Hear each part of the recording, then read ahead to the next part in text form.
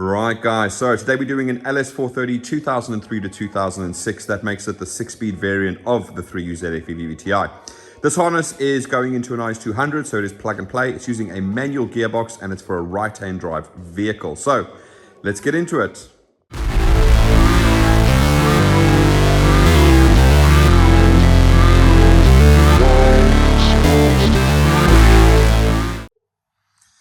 Right, as I said again, LS430 03 to 06, 6-speed 3UZ VVT-i, IS200, plug and play with a manual gearbox and a right-hand drive vehicle. Okay, so as you can see, this is an adapted harness. So you can see we've taken the existing 3UZ harness, we've completely stripped it down, cleaned it all off, gone through absolutely everything, every single terminal, every single grommet, every single connector, made sure that everything is okay. We've also built a bunch of new stuff to go into the harness. So the first thing we're going to do, let's take a look at what that process entails.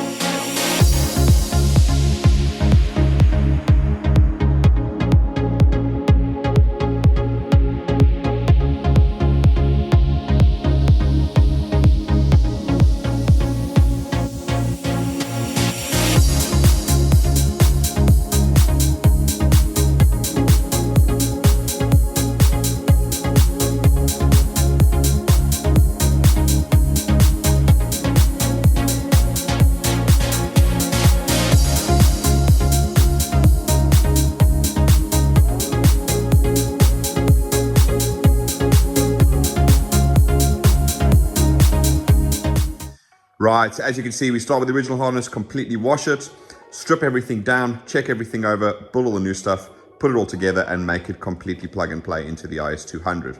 Okay, so what we're going to do today, same that we do every single video. If you've watched all of our other videos, we're going to go firstly through the layout, show you where everything goes, how it plugs in. Then what we're going to do is move into the testing. So again, two sections, one with just the ignition on, because a couple of things we need to check are working without the engine running. And then we'll jump in, start the engine up, and we'll go through all of those tests as well. So to start the layout, let's go right here in the ECU box and show you what is going on. So starting with the ECU, you can see nice and simple. We've got 1, 2, 3 there. That's obviously mainly the engine harness. We've got our two body connectors over here, and this is obviously what we're interfacing with. And you can see all of the new wires going into there. We then have our patch section over there, and that connects to the two existing IS200 plugs that are in your vehicle when you remove your engine. Then we move over to the body plugs. There's only 3 of them. There's this one over here, which is usually gray. Obviously, we've reused the one from the LS430 harness. This one is usually black. Again, we've reused one from the LS430 harness, so it is blue, but it only fits in this one slot, so it doesn't really matter. And then lastly, the blue one over here, and that is the correct color. So that's nice and simple and straightforward. So again, 5 ECU plugs, 3 body plugs, and that is literally it. That's all that needs to be plugged in relation to the engine harness itself.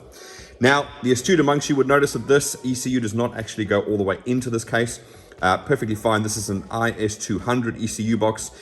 You have 2 options basically available to you. Number 1, get an IS300 ECU box that will just bolt straight in. I think also GS430 ones will bolt straight in as well.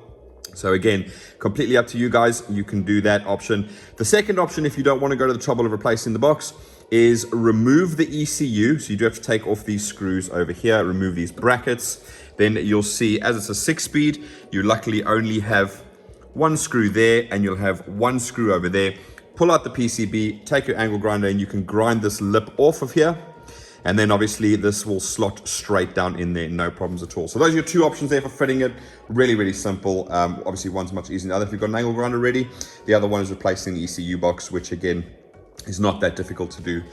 Okay, so that's the ECU box over there. So let's look at the stuff that we've had to add in to make everything work. So first of all, we have our CAN to MPX converter. Okay, so reason being, 3UZ 6-speed. This does not use the K-line communication that comes on these earlier generation Toyota and Lexus vehicles. So we're actually converting the CAN signals from the ECU to then translate to MPX, and that keeps the vehicle happy and making sure that everything's working. And you'll see all that when we do the testing as well.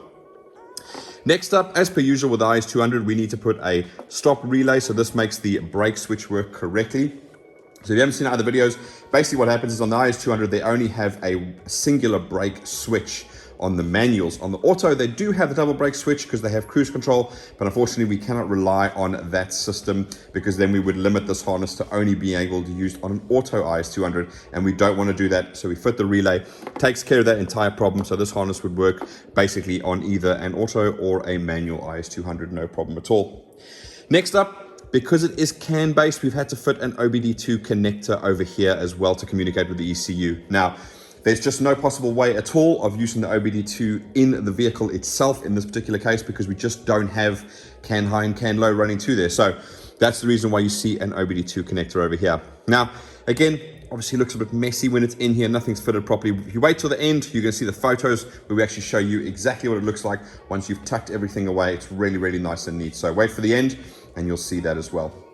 Okay, lastly, nearly forgot about it. This is a little junction connector over here. So when this is all fitted inside there, you'll see on our photos that this is actually gets tucked away underneath there. So it is completely hidden, never seen again, and obviously nothing really for you to worry about. It's just a junction connector, just joining wires together there. Okay, right, moving along, you'll see that we have our grommet. This little sort of U-shaped grommet over here is what goes directly into there. So that's fantastic. Moving along, we then end up at our piece of plastic over here that houses the harness. And again, this is really nice and simple. You've just got one bolt here, one bolt there. That's it. All right, looking at the plastic section over here, we have our first breakout that is on the inside over here, and that goes to injector 1 and coil 1. Okay, so remember, like I do with all of our videos, this is cylinder 1, 3, 5, and 7. And the other side is cylinder 2, 4, 6, and 8. Right, these can be referred to as bank 1. So think of cylinder 1 is bank 1, cylinder 2 is bank 2, or this can be left bank and right bank. So again, if you're reading certain documentation, they'll refer to either bank 1 or bank 2, or they'll refer to left bank or right bank, okay? Right, so that's that little section that breaks out over there. Moving along to the front here, we then have this section that breaks out over here. Now this just goes to the oil control valve.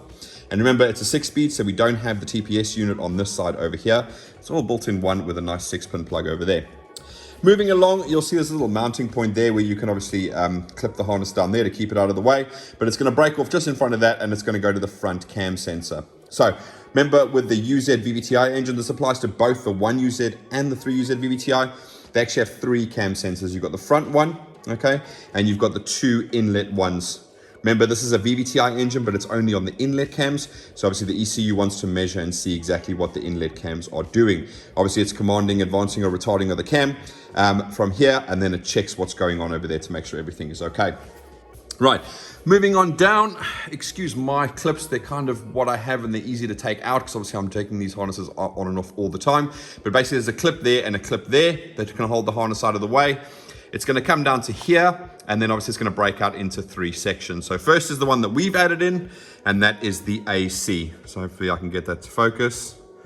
There you go, you can see that there. Now, do remember the LS430 6-speed, a few problems with fitting in an IS200. Number 1, you've got the incorrect sump, so you've got the sump like this, where it's almost at the rear over there. Number 2, you're going to have the wrong oil filter housing, so you need to swap this out for either a 1UZ VVT-i or a GS430 2000-2005 or an SC430 2001 all the way up to 2010 because they kept the front sump the whole way through, okay? Now then, same thing applies to the aircon as well. Now, the aircon on the LS430 6-speed literally doesn't even have a magnetic clutch. It runs purely on a solenoid at the back of the pump, which can vary how hard or not hard it works. So you can't use the LS430 aircon pump, but you can use LS400 1UZ VVT-i, so that's 98 to 2000. If you're in America, GS400, 98 to 2000, because that also has a 1UZ VVT-i. You can also use a GS430 2000 to 2005, and I think with the SC430, they kept the same system, so again, from 2001 all the way to 2010. I think you can also fit one of the 1UZ non-VVT-Is as well, so you do have a lot of options that are open to you. Basically, you're looking for one that has this triangular plug, and make sure that there's no 2-pin solenoid at the back, because even the LS430 2000 to 2003, that actually had both the magnetic clutch and the solenoid at the back, so you can't use that one either. So LS430, no ticket. Everything else will work no problem at all.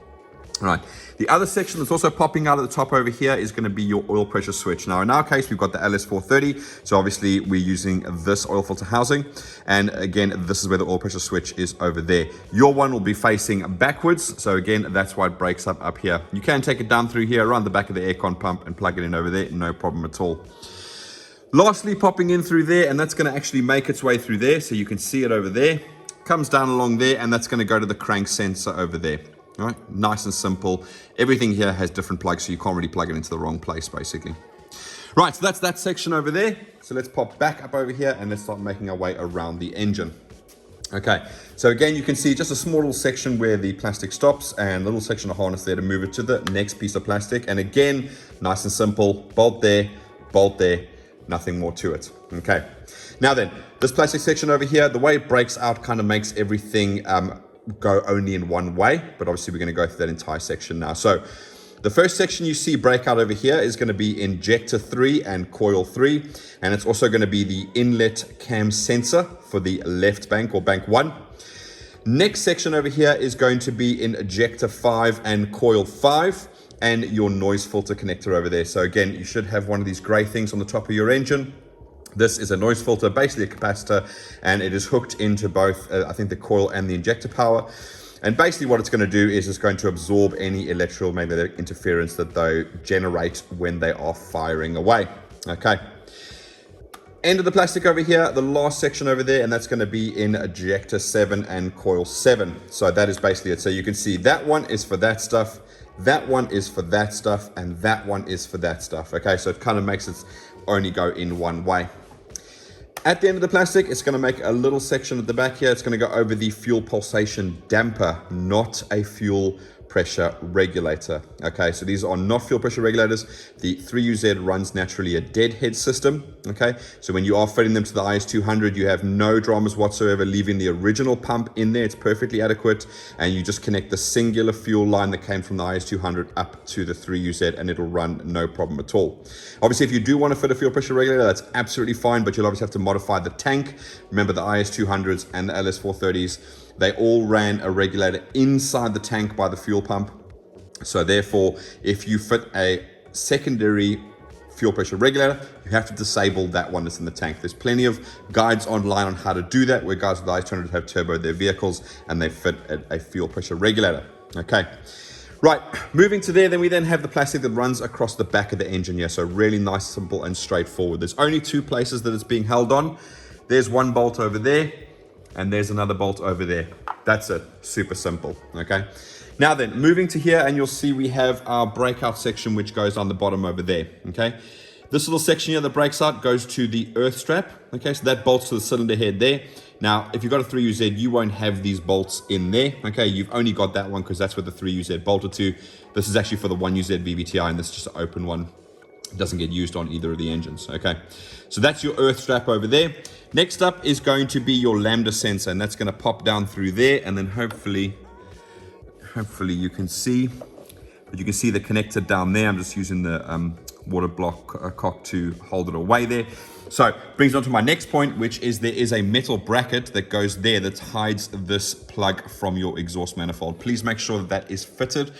If you don't, and this falls on your exhaust and melts, there is a 12 volts and a ground in there, and that's the same 12 volts and ground that actually supply your ECU with power. So guess what's going to happen if that melts and that shorts out? Car's going to cut out. Okay, so please make sure you put that metal sort of protector in there, and it'll keep that plug safe from the exhaust. All right. Lastly, coming out there is going to be our gearbox harness. So you can see this is a new section that we've built. Everything is labeled for you guys. It is detachable, and we've done that on purpose. So obviously, if you guys change your mind with gearbox, you can just phone us up. We can make you one. If you've got a BMW gearbox, we'll just put a reverse switch in there, because obviously that doesn't have a speed sensor on. Same with CD09. Whatever gearbox you want, we can make you a harness for. If you change from your J160, which is what this one is going to be running. Okay.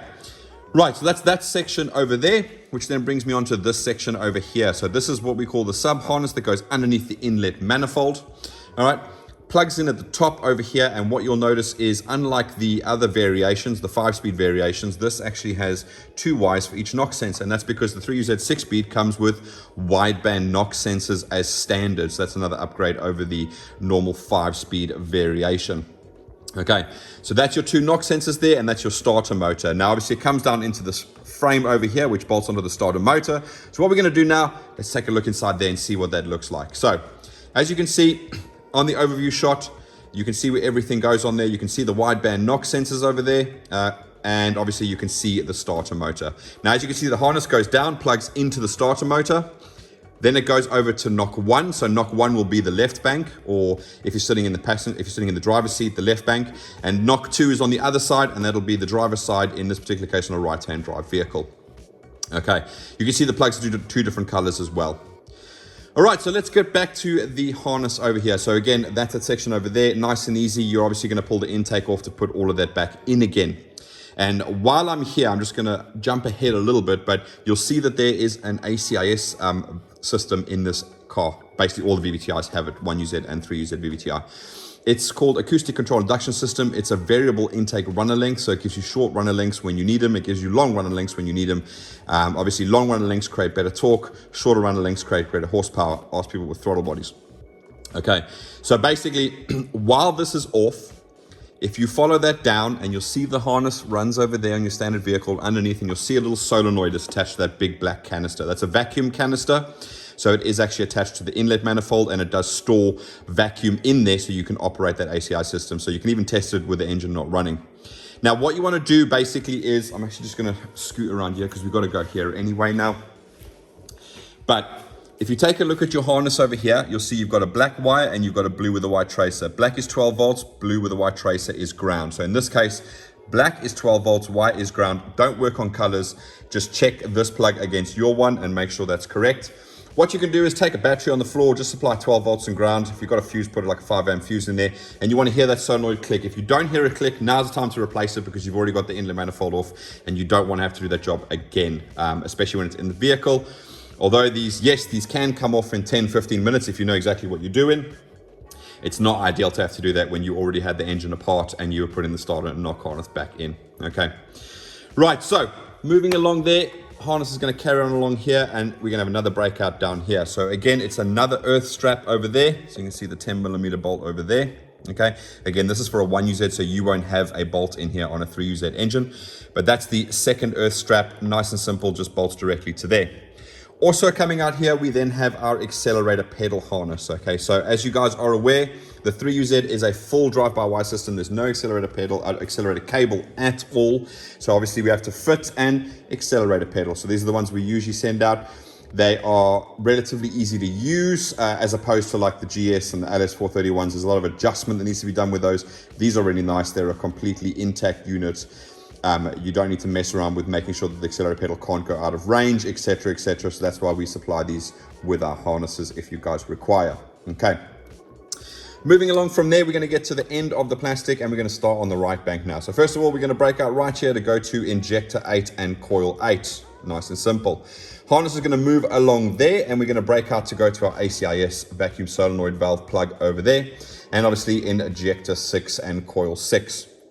Moves on a little bit further from there, and then we end up at the cam sensor for the right bank.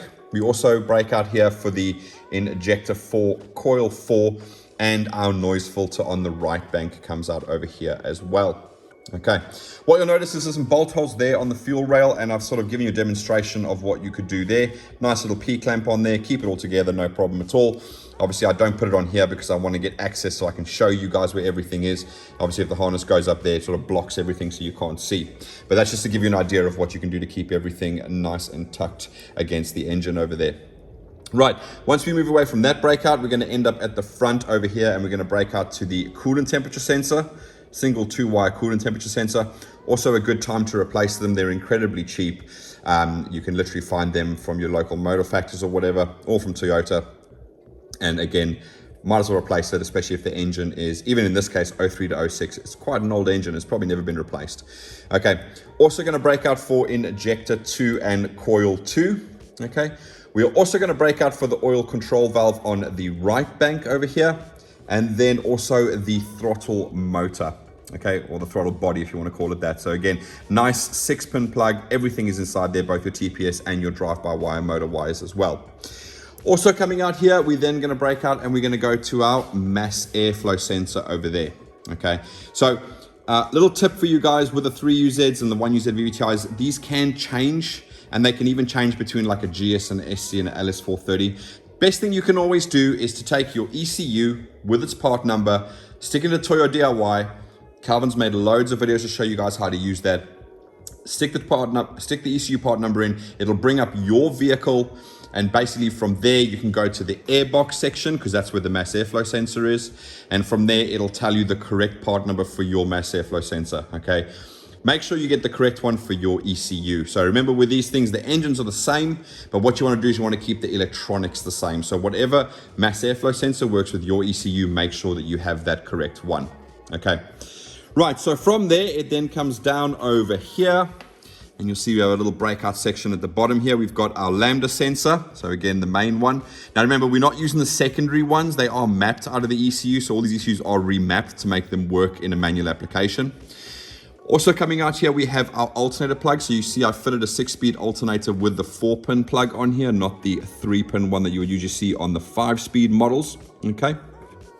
And then lastly, we have our oil level sensor. Okay, so remember, you're going to be running a front sump, so your oil level sensor is over here, which is why we need to build this new, because on the LS430, the oil level sensor is on the other side. So this actually comes out by the other Lambda sensor on the other side over there. So obviously we have to build it new and move it to the correct position. Right. Okay, so that is the harness, how it's laid out, where everything goes. Hopefully that's nice and simple when you guys are obviously fitting these to your engine, so that'll show you where everything is.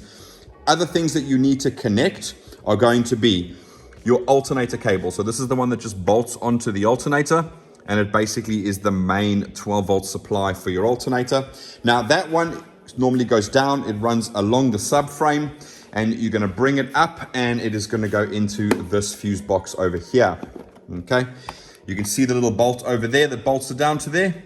Fantastic. So that's what you want to do there. And obviously, if your vehicle is a left-hand drive, the same fuse box is on the other side, so you've got a much shorter run. You can go straight from the alternator along the chassis leg and up to the fuse box over there. Right-hand drive, guys, you've got to run it underneath and obviously plug into the fuse box over there. That's the alternator main power. You'll see here that we already have the cable ready to go, because it was a 3UZ, so it had the battery in here. Again, because the donor coil is also a right-hand drive. But anyway, this cable goes to the positive of your battery terminal, no problem at all. And a lot of times guys do forget, but there is another wire here with a little L-shaped terminal on there. That is your main power that runs into your fuse box. If you don't connect that, nothing's going to work. So on your positive terminal of your battery, you should at a bare minimum have 2 connections. This one that runs to your fuse box, and this one that runs to the starter motor. Okay, and if you guys have been watching closely, you'll actually notice that these brackets are designed both for left and right-hand drive. Only difference is, if it's a left-hand drive, it goes that way to reach the battery over there. If it's right-hand drive, it goes straight up to reach the battery over here. Okay, and I think it's even the same cable, to be honest with you, as well, because the length works for both left and right-hand drive engines. Okay, so alternator goes there, starter motor goes there, fuse box power goes there. What's your next thing you need to connect? The ground, okay? So this is the kind of cable that you should have standard in your IS200, okay? This one goes down underneath the battery, bolts to the chassis, so that's your ground for your body, okay? Then it goes down, and then you can connect it directly to your block, okay? So that is your main earth that goes onto the engine, and that is where that connects to, okay? This wire can be a little bit thin, okay? You can put another one on if you want to. It's absolutely no problem at all. The only other earths that I recommend people to put onto is to use one of these bolt holes over here. Now then, if it's an IS200 or an IS300, you usually had an earth strap that went over here, okay? So you can take an earth from the other cylinder head over there. You can use that bolt there. That's an M8 bolt, if you're wondering. You can take an earth strap from there to there. It can even just be just a braid, like an earth braid. It doesn't need to be insulated or anything like that. Just run it straight from there to the firewall, no problem at all. And then lastly, on these vehicles, which you noticed when you took the engine out, there was another earth braid strap that went from one of the gearbox bolts to underneath the chassis. So if you connect that, put that one onto the firewall, and then take this one and connect it to the block, you should be absolutely fine. If you would like to add a thicker cable, obviously, because I moved my engines around, I've made a thicker cable there that bolts onto the block and comes onto the negative of the battery here. You are more than happy to do that as well. Okay, right, so alternator, starter, fuse box power, earth. Earth earth on the gearbox.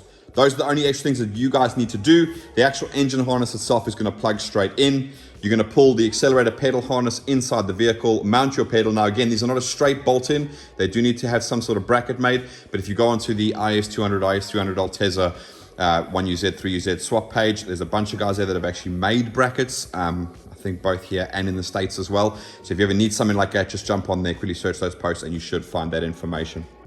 Right, so layout, fitting, hopefully that's really nice, simple and straightforward, and you don't have any major issues when you are fitting it. Like I said, wait till the end and you'll see how this can all tuck away really nice and neatly inside the ECU box, when obviously the ECU is flat down. But anyway, now that that's done, I'm going to get everything ready. We're going to pop back and then we're going to start doing the testing on the engine. So see you in a second.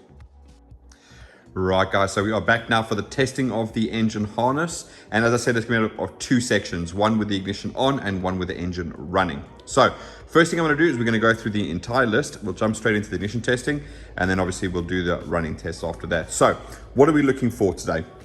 With the ignition on, we're going to be testing first of all the ambient temperature. So what I mean by that is I mean the outside temperature that's normally displayed in your center console. So that information in this particular case is being measured by the ECU, and it's being transmitted via that CAN to MPX converter to inside the vehicle. Okay, so it will go up and down as the outside temperature changes. Next up is your check engine light, your charge light, and your oil pressure light. So what I'm looking for is the check engine light in the corner, the battery light that you can see over there, and the red oil pressure light over there. Now, what you will notice is if you look at the check engine light compared to the other lights, the check engine light is very dim. This seems to be a 3UZ 6-speed situation. It happens on all the 3UZ 6-speed ECUs. So what I advise you to do is obviously take this bulb out and replace it with an LED. If it's an LED, it works absolutely fine, but if it's an incandescent bulb that comes standard on here, it doesn't shine as brightly. It still shines, just not as brightly as it should do. Okay, now bearing in mind you do have to take the dash out to remove your TRC bulb. That'll keep flashing, so do remember to take the TRC bulb out, and while you're in there, change that for an LED, and you might as well upgrade the rest of them while you're there. Okay, then what we're going to do is we're going to test reverse and speedo. So all I'm basically going to do is I'm going to take a little wire here, I'm going to bridge the reverse wire, which is what your gearbox reverse switch does. Then I'm going to use my device to feed a speed signal down into the speed sensor plug over there. Okay, so what we're looking for is the beeping from the reverse, because that's standard in IS200. It actually beeps when it goes into reverse. And obviously when I feed the signal here, you're going to see the speedo needle shoot up like that. And as I disconnect it, go back down again. Then it's going to be an OBD2 test. So what I basically mean is I'm going to make sure that the OBD2 machine is communicating. Do remember this OBD2 machine is actually connected to the OBD2 plug inside the ECU box, not the one inside the vehicle over there. Okay. Then after that, we're going to test the fuel pump relay. So I can activate the fuel pump from the OBD2 machine. Now, if you're listening very carefully when I turn the ignition on, what you will notice is this case, the fuel pump actually primes. Now then, be very careful. This is something that we've done as part of the remap and the CAN converter device. This is not standard Toyota and Lexus procedure. They do not prime the fuel pump. This is a unique feature that we've added in. Okay, so again, don't assume that all of them do. As a matter of fact, I've got a really good video on the fuel pump system. Okay, in the description, there's going to be a bunch of links with a bunch of useful videos explaining various systems like ACIS, how the fuel pump systems work. This one is a little bit different. So the video that I've done obviously explains the standard Toyota Lexus procedure. Ours is slightly different with the remap now, so it's something we've added in. Right, next up is going to be AC. So what I'm going to be testing in this particular case is I'm going to be checking on the live data to see that when I press the AC button inside the car, that data is being translated from MPX to CAN and then being sent to the ECU. And also when I do that, when I press the button, you're going to hear the relay for the AC magnetic clutch relay click, and that'll indicate that obviously the 12 volts would then go to the AC magnetic clutch. Okay. Now that little CAN converter device is also connected to the pressure switch for the AC system. So do bear in mind that you still have to have a complete AC system. You still need to have pressure in it. If you don't have pressure, it will not work. Okay. I'll also be able to show you when it's running, when you press the AC button, you'll actually hear the idle pickup. So it does have the idle pickup on AC as well. Then next up is going to be the brake switch. So all I'm basically going to do is we're going to be going over to the ECU box. I'm going to give the brake wire 12 volts, which is what happened in your car if you press the brakes, and you're going to hear that little relay click. We're also then going to be able to see the data on here to show us that the stop light switch is going from off to on when I do provide that with 12 volts. So that's the ignition on testing. Then moving over to the engine running testing. This is nice and simple. We're going to test the starter circuit. And what do I mean by that? Because it's plug and play, I'm going to insert the key like it is here. We're going to switch it to on, and then we're going to crank it over to start. And if the engine starts, then I know that all the wiring inside the ECU box is correct, and it'll behave exactly the same way in your vehicle. Then we're going to have ACIS. So basically what we're looking for is we're looking for this little valve to go down like that a few seconds after the engine starts running. Okay, so that's basically what we're looking for to make sure that is working 100%. Drive-by-wire test, well, that's relatively simple. We're just literally going to press the accelerator pedal here, and the engine's going to rev up. Really straightforward. Oil control valve test. Now, that's something I do with my Toyota Intelligent Tester here. Basically, what it'll do is it'll advance and retard the cams. You can actually read what it's going to do on here when I carry it out. But we do bank 1 first, and then we do bank 2. And then obviously, we know that the VVT-i system is working 100%. Injectors and coils, basically all I'm going to do is literally go around and unplug each injector one by one, and you're going to hear the engine misfire, and as I plug it back in again, it's going to go back to running smooth. So we're checking that all the cylinders are firing correctly. Okay, the reason I don't remove the coils is because with these 3UZ and above, if the ECU detects a coil misfire, it actually shuts the injector down.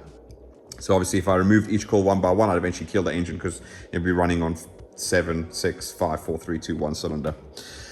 Right, then we're going to come back to the cluster, and we're going to take a look at our tacho, make sure that our ref count is working 100%. We're also going to make sure that our coolant temperature is working 100%, because the coolant temperature, along with the 2 lights over there, that is MPX data. So it's data that our CAN converter is taking from the ECU via CAN, translating it into MPX, and then sending it out to the vehicle to make sure all of these are working.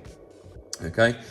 And then we'll do diagnostics. Okay, so I'll show you exactly what you can and can't do. And then obviously I'll show you on here that there's no error codes, because remember, we haven't got any automatic gearbox on here. Immobilizer's been removed, secondary lambdas have been removed. We've increased power and torque. We've made the throttle way more responsive than what it normally is. And obviously we keep it really happy that it doesn't have automatic gearbox anymore. Okay, right, so let's jump into the ignition on testing. So again, it's as simple as it sounds. I'm going to take the key. This is imitating your vehicle. We're going to take the key, we're going to switch it on. You can hear the fuel pump priming there. Again, unique to us feature, not a Toyota feature. Right, so let's move over and let's look at that ambient temperature. As you can see, it says 19 degrees there, exactly what I'm looking for. So again, that'll go up and down as the temperature changes. Right, let's pop over to our cluster and check these 3 lights over here. So you can see we've got our check engine light, quite dim when you compare it to the battery and the oil pressure light over there. Okay, obviously you'd also have your orange low oil level light. I've removed that bulb because we use so many different engines and only very few of them actually use the low oil level, this one being an example. Right, so that's that. Right, let's go over and test the reverse and the speedo. Well, I say go over, basically I'm going to do it right here. So what I'm going to do first of all is I'm going to grab my little piece of wire, and give me a second.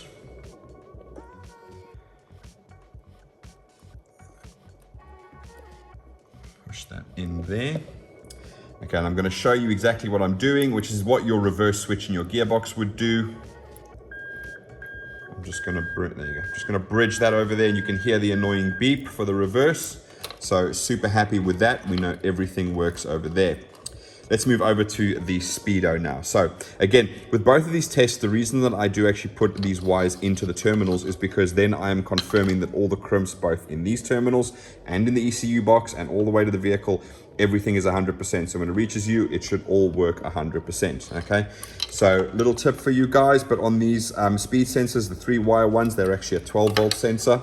So you can see there, pin 1 is 12 volts. So if you're ever using connectors, a lot of these, they are actually numbered on here. So you can actually see at the bottom there where my finger is, you can see 1 is over there, 2 is over there, 3 is over there. So if you're looking at the back of the plug, it's from right to left.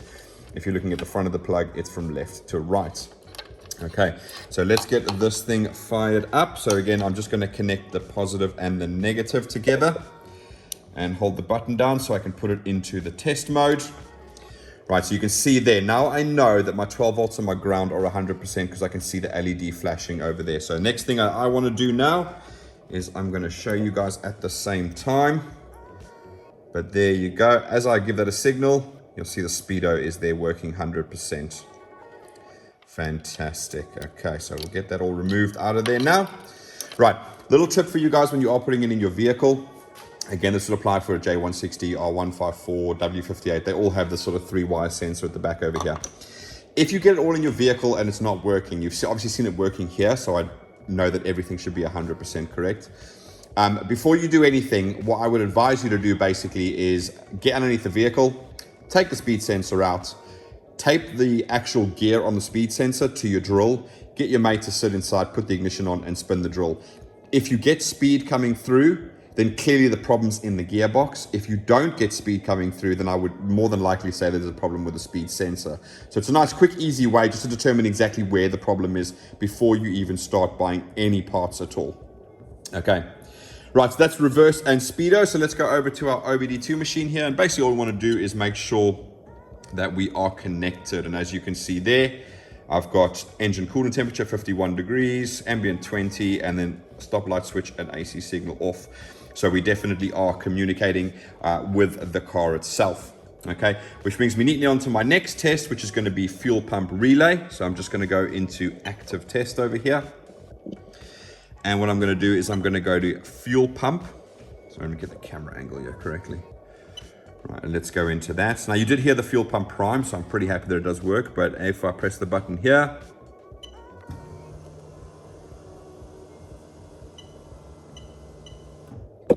there you go. So super happy. The ECU is controlling the fuel pump in this case. Yes, it will prime. And obviously, as long as the engine's running, it will continue to run the fuel pump. The moment you cut the engine off, the fuel pump will stop running. Okay.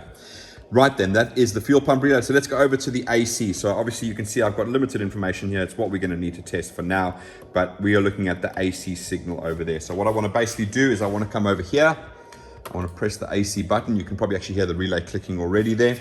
But you'll see my AC signal has gone to on. So that means that our little CAN converter device is working 100%. So it's taken the MPX data from the climate control, it's sent it to our little orange device, and via CAN, that orange device is translating and sending to the ECU saying, I want to use AC, okay? And like I said, you can hear that relay click, so I'll press it again. Fantastic, okay, so super happy with that. The whole AC system is working. Bear in mind, guys, caveat, you do have to have the whole AC system plumbed up, you do have to have the correct pressure, and everything has to be working 100% for the AC to work. Okay, right, let's move over to the brake switch. So you can see at the moment our stoplight switch is off. So that is absolutely perfect because obviously we're not pressing the brakes. So what I'm going to do now is grab our brake wire, if you will. I'm going to push that into the 12 volts. You could hear the relay clicking over there, which is fantastic. And let's move over to our diagnostics machine and you'll see our stoplight switch now is on. And let's pop back over to it here. There you go, you heard the relay click away there. Move back over to the diagnostic machine and you'll see stoplight switch is now off. Fantastic, so that's working exactly as we would expect it to. Right.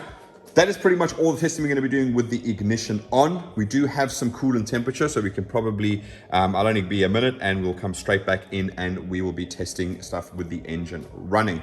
So give me a minute and I'll be back. Right, so back again, I just got my ear defenders on so we can do the engine running test so I don't deafen myself. But yeah, quick recap, starter circuit, basically turn the key, make sure she starts. ACIS, make sure that valve goes down over there. Drive-by-wire test, we'll just quickly give her a rev. Oil control valve, we'll pop back over to here, and then obviously we'll test those oil control valves. Injectors and coils, we'll go through and we'll test all of the, pull out all the injectors one by one, make sure it misfires when we do that. Tacho, we'll just make sure we got a tacho signal through there, as well as the coolant temp, which you've already seen the coolant temp there, but that'll obviously rise as the engine is running. Then I'll also just press the AC button quickly so you can hear the engine idle up. It should do it. It is a bit cold now. It's down to sort of 50 degrees. So anyway, so yeah, and then we'll go over to the diagnostics section over there. All right, so ear defenders on. Let's get this thing started up. So again, key in the ignition. 1, 2, 3. Nice and straightforward. And you can see that valve go down like that. So that's absolutely perfect. So that's ACIS. Perfect for the drive-by-wire test. Let's do oil control valve now. Active test. Go into bank 1.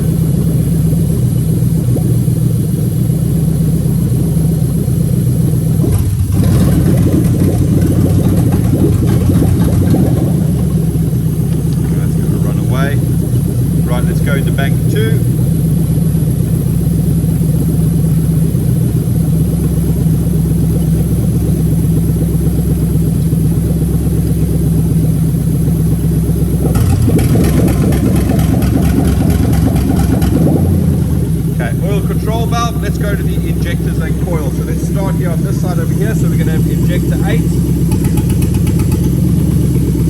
Injector 6, Injector 4, Injector 2, pop over to the other side, Injector 7, Injector 5, Injector 3,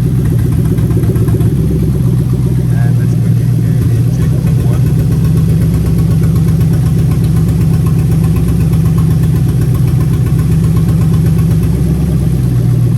Always a pain to get that one on. Right, fantastic. So that is all of the injectors. Let's go ahead and look at our tacho. You can see it's about there. If we look about there, it's pretty damn accurate. It's about 900 RPM. Rev there. Okay. And lastly, coolant temperature. You can see that has risen slightly, and obviously we've got about 50 to about 62 degrees. So that's perfect. Okay. Let's go press the AC button over there now.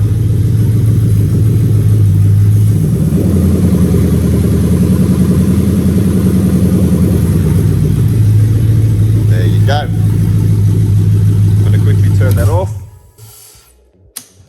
Turn that back on again. Just get rid of my ear defenders quickly.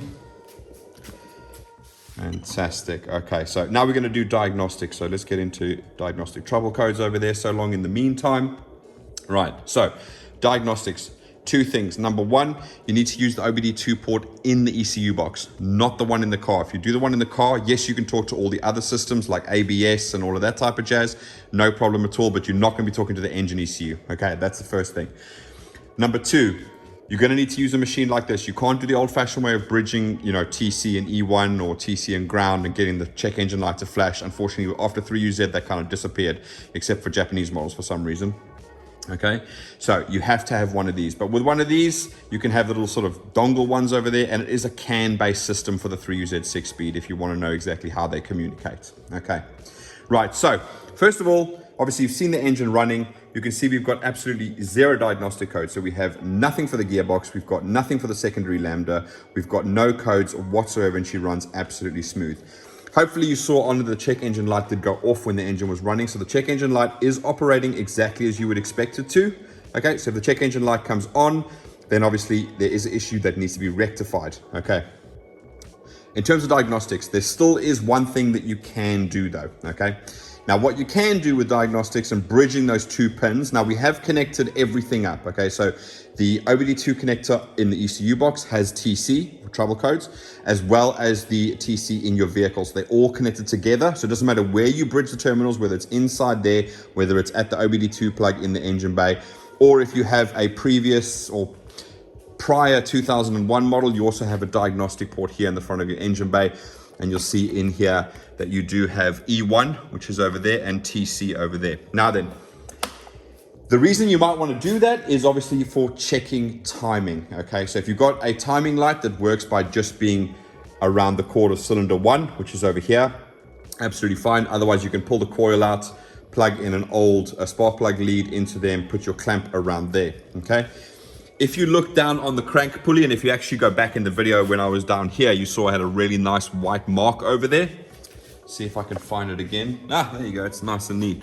So there's your white mark over there, and on your cover here, you've got 0, 5, 10, and 15 degrees. So basically, what does it do? If you bridge TC and E1, okay, whether it be the OBD2 port there, OBD2 port there, or diagnostic port there, whichever one is closest to you, and if you have it, because obviously 01 to 05 doesn't have the diagnostic port on there, when you bridge those two terminals and you start it up, it's going to lock the timing at 10 degrees, okay?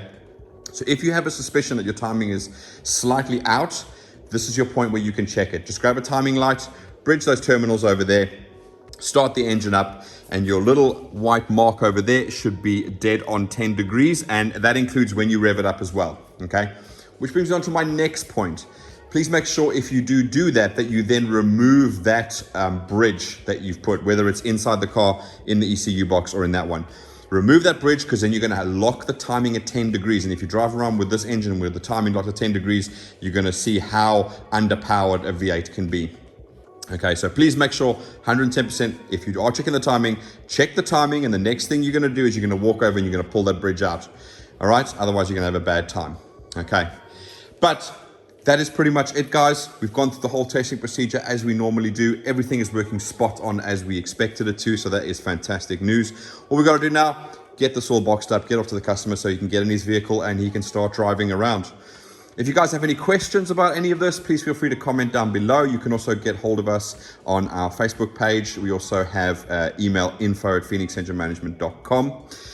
If you do send us requests now, what you guys would have noticed is I've actually done a video. It's not a public video, but if you send us a request, you'll get a link to it where I go through a bunch of information that we need from you guys, and I go into a full-on explanation about that. So yeah, if you guys send us a contact now, please watch that video. It'll give you a lot of detail as to how much information we need from you so we can help out with quotes, just to speed up the process so we don't spend absolutely ages sending messages backwards and forwards to each other. All right, but anyway, guys, thanks for watching.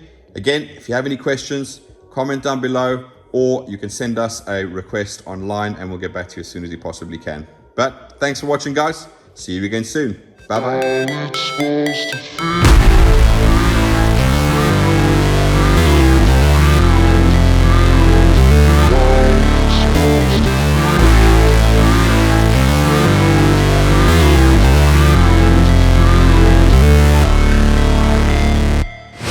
Never break, always fight, never quit, do it right, play the game, win it life, have no shame, there's no time, feel the pain, live the grind, I could change, in my mind, pick a lane, commit and climb, the only way to win it life. I never miss, that's fact, taking big swings, put your hand to the bat, put me in the ring, you'll go out in a bag, cause I sing what I mean and I bring it to the mad light. Ain't got time to kill, I got time to feel, I took the red pill, I know life's short so I wanna live real, but how's it supposed to